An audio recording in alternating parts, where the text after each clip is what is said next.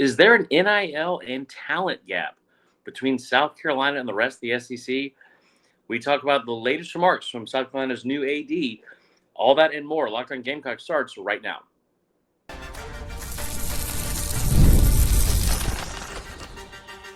You are Locked On Gamecocks, your daily podcast on the South Carolina Gamecocks, part of the Locked On Podcast Network, your team every day.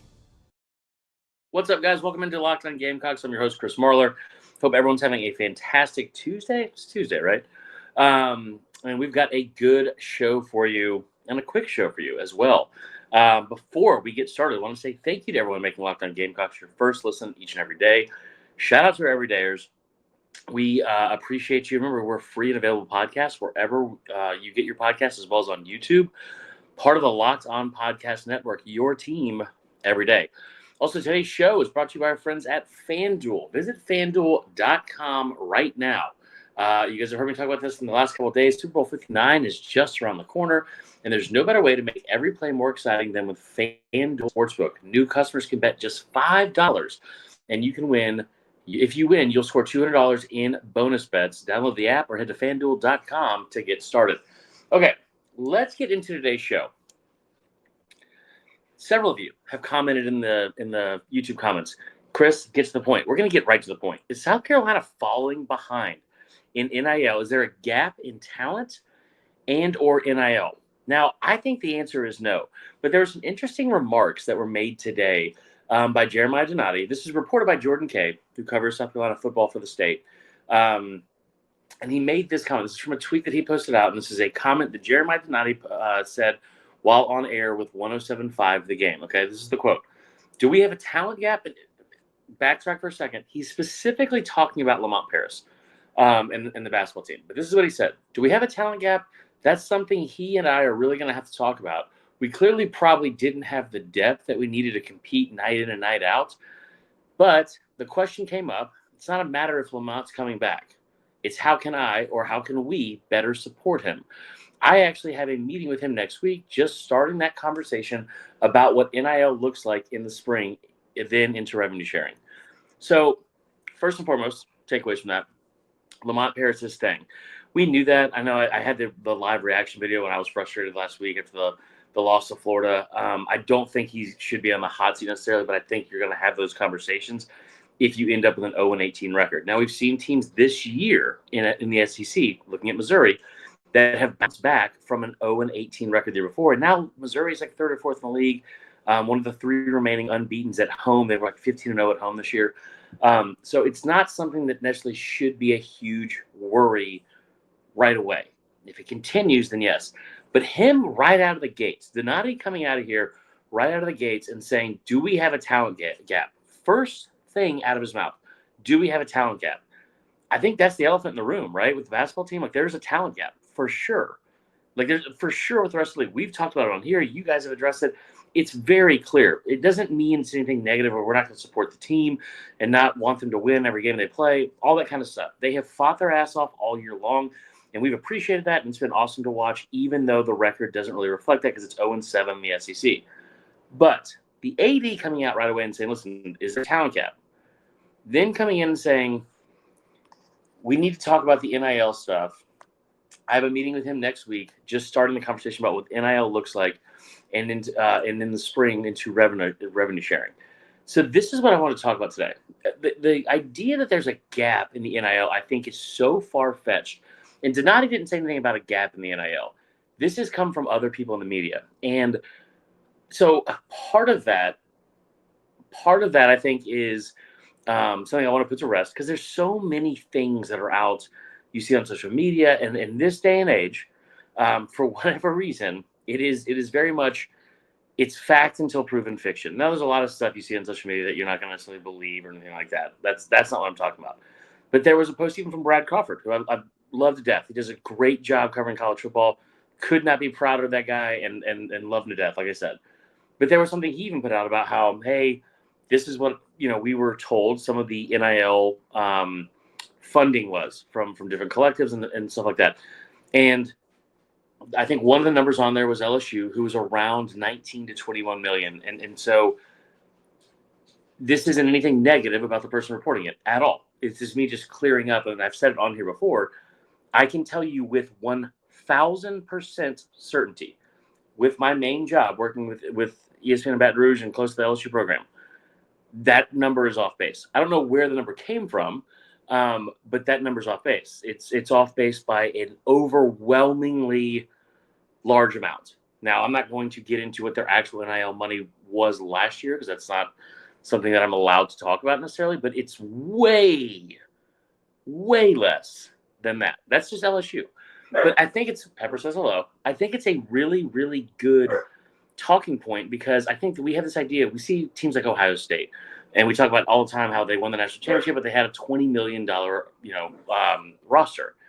Now, Pepper, so teams like Ohio State, I think, are going to be ahead of the curve on this and have a large funding. Now, part of that comes from having a ton of boosters and a national, a national booster base and an alumni base. It also comes to teams like Oregon, who has like a very, like obviously you have Phil Knight there. You saw this stuff with Michigan. The numbers, though, that would suggest what every collective has and what those collective has, especially for the teams that you're directly competing against in the SEC, I don't believe that South Carolina's NIL funds were drastically behind. There was a comment made this weekend, and it was from a good, credible source that was during the SEC basketball slate on Saturday. And they said, it was Pete Thamel. And he said, when you talk about the NIL collectives around the SEC for basketball, right, it's around 1 to 2 million is the median, it's the average. The average was around like 4 to 5 million around then. You have some teams that are spending upwards of $6, $7, $8, $9 million, right? But for the most part, some of the teams are spending around $1 to $2 million. There's no part of me that believes South Carolina is just making it rain with NIL money on the basketball team. And I don't have those numbers to be sure. But if the average for elite college basketball teams, and that's most of the SEC, right, because of how deep this league is, if the average is $4.5 to $5 million, you are behind in that. 1,000% you're behind in that. Now, the question I have moving forward is, what do you spend on the basketball team specifically versus the football team and versus your other sports? Because South Carolina is in a unique position where you have 4 sports that are all going to generate revenue, and they're all going to be very, very highly competitive. Football, women's basketball, baseball, and men's basketball. So the question I have, I don't think you're that far back. There's a gap in NIL. There's a gap in roster talent. What do you do from that? And then the question becomes the allocation of those funds. Do you put them more so and with more focus and emphasis on the basketball team, or do you say, man, we are really scratching the surface of the potential of what the Shane Beamer program can do with football? Obviously, we have the best women's basketball program in the country, and so we also need to allocate funds to that. You don't get 10 McDonald's All-Americans for free, right? Not anymore.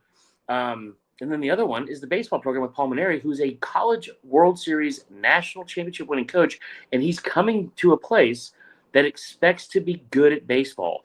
Not just good at baseball, but compete to get to Omaha every year.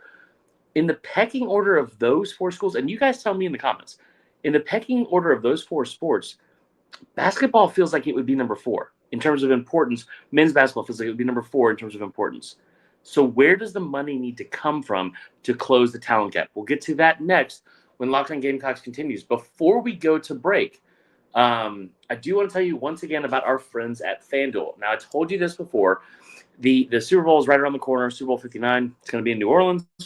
Should be a lot of fun, and it's 2 weeks away. But what's more fun than the Super Bowl, okay? It's betting on the Super Bowl. And I don't care how that sounds. You might roll your eyes and say, Chris, maybe call a number for that. I don't know.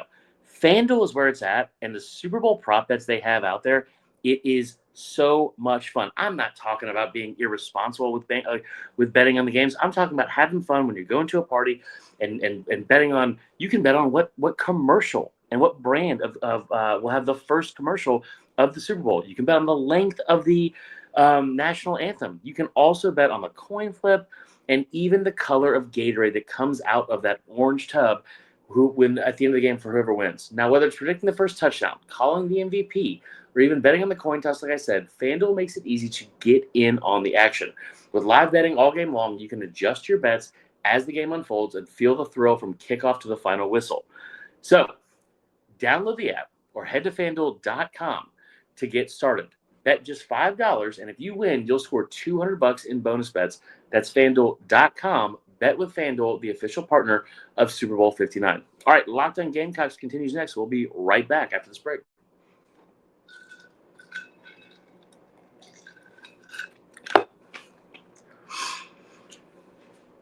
Okay, so we're continuing talking about revenue sharing and the allocation of funds and all that kind of stuff. And my question was, how much emphasis and focus for your NIL money specifically do you want to put on your basketball team? Because I think you have to improve where they're at, right? Nobody wants to have a program that is falling behind or that took a step back like this where that continues. 1 year is fine. 2 years, we got to figure it out. So my question becomes this. The NIL money you have raised, right? And I don't have these numbers. What's going on with this shirt? I don't have these numbers, but I will tell you that coming up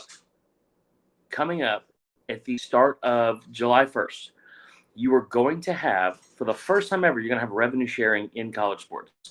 And every single school is going to be allocated $20.5 million to disperse among its athletes. So, just doing a quick little deep dive on that, that is going to be different on how it's used and dispersed across every school and every athletic department and all that kind of stuff. It differs from school to school. At a place like South Carolina, it's going to have a heavy emphasis on, I believe, the football team. Then I think you're going to see women's basketball.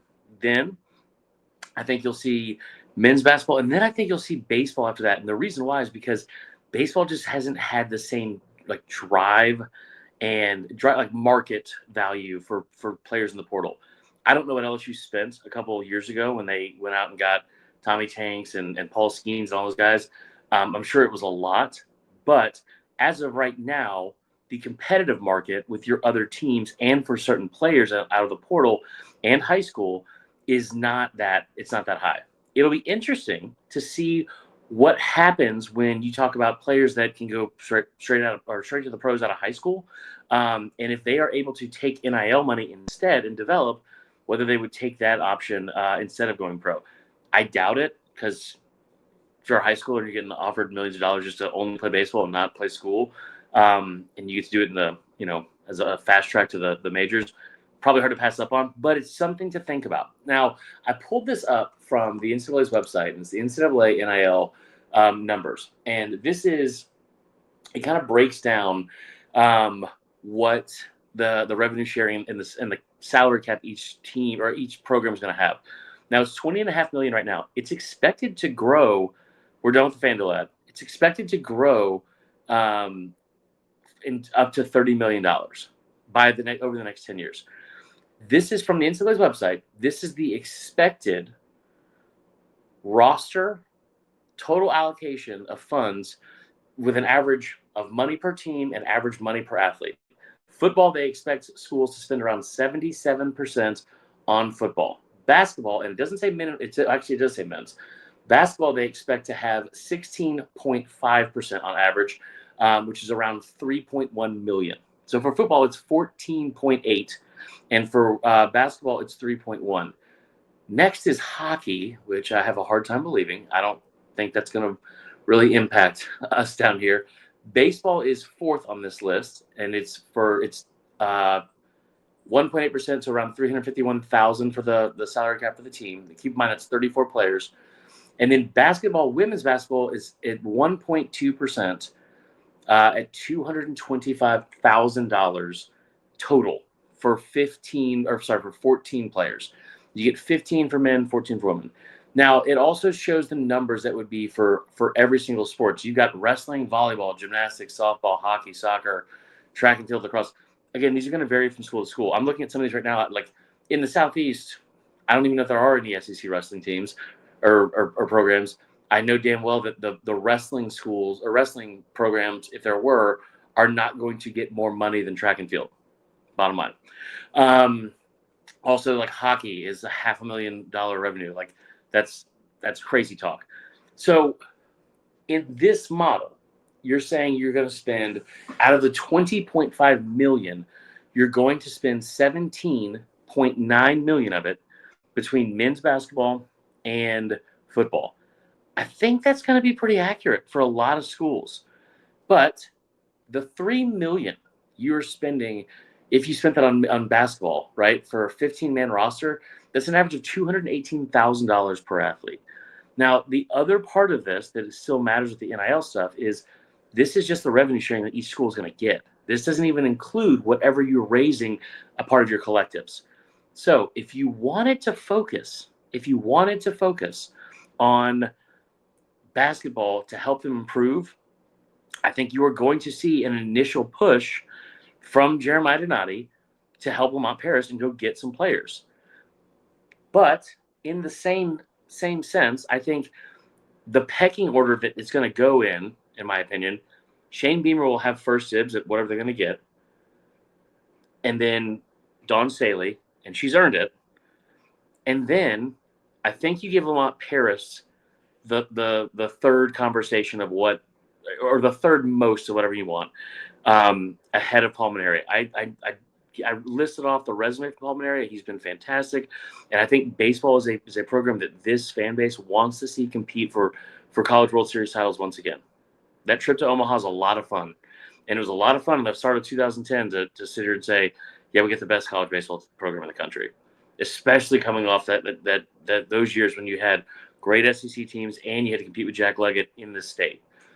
But I think that when you've got a guy that's already had a year where he's the SEC Coach of the Year, and he has at least 1 year more tenure at this school than Palmineri, you give it to Lamont Paris. So how much money do you need? How much money do you need to make this thing competitive? Because here's the last part of it, guys. Where the SEC's at right now, you don't have to be top 5 in the NIL game for basketball to be competitive. You got to not just be bottom 3. That's it. You just have to not be in the bottom 3 in terms of what teams are going to play, in the bottom 3 teams in the SEC. That's it.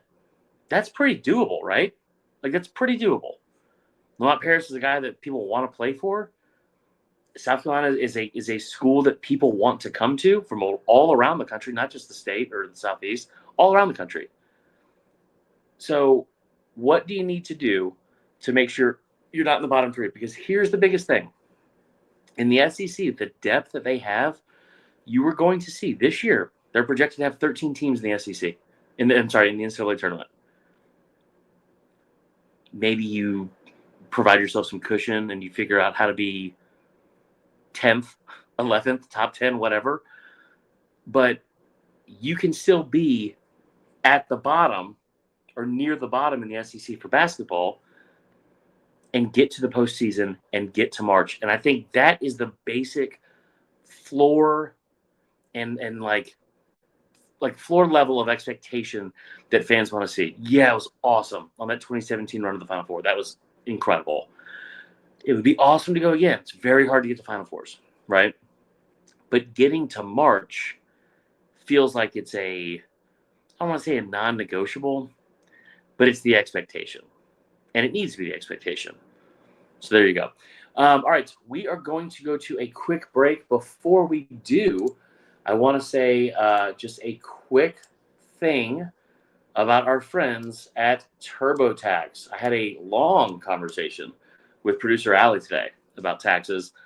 Super fun. Part of it. Listen, taxes back in the day were not my favorite thing. I don't think they're anybody's favorite thing, because taxes back in the day, it was waiting, wondering, worrying, all the above, if you were going to get any money back at all. And then waiting, wondering, worrying all over again, some more. Now, Taxes is matching with a TurboTax expert who can do your taxes as soon as today. An expert who will find you every deduction possible and file every form, every investment, and everything within 100% accuracy. Also, you can get the most money back guaranteed. There's no waiting, there's no wondering, and there's absolutely no worrying, guaranteed. Now, this is taxes. Get an expert now at TurboTax.com. Remember, it's only available with TurboTax Live full service. Real-time updates are only available in the iOS mobile app. See guarantee details at TurboTax.com/guarantees. All right, that is all for the second part of the show. We will be right back to close out today's episode. Locked on Gamecocks continues next.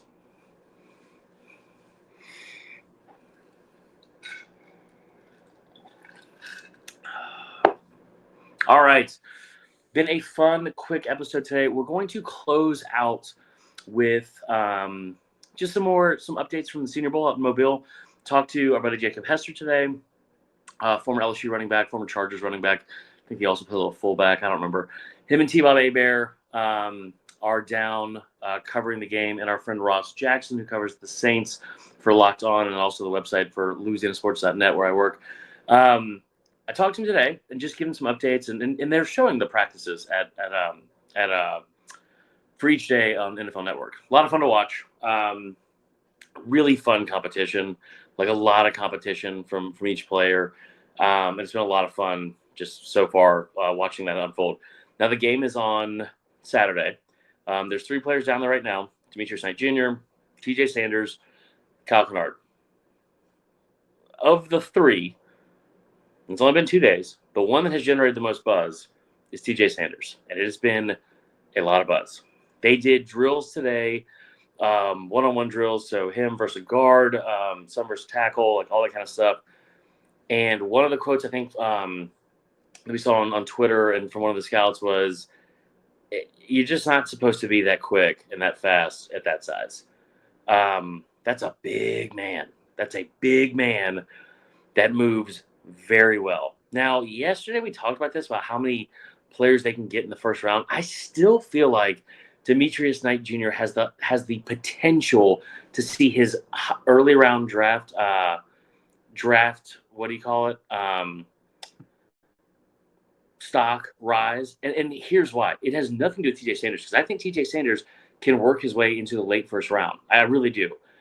But when you look at some of the other players at his position, and also the defensive line in general, and edge rushers, I mean, you got Abdul Carter from Penn State, who will end up being a top 5 guy. Mason Graham from Michigan will be the top player at the interior defensive line. That'll be taking the kid from Michigan.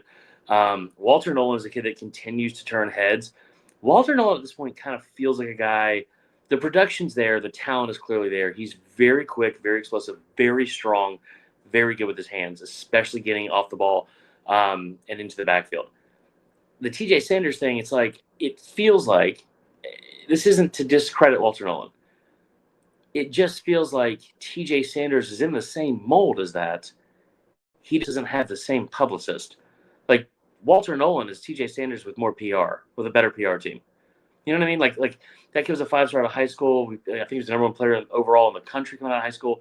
People have been talking about him since he was 16, 17 years old. TJ Sanders is impressing people already.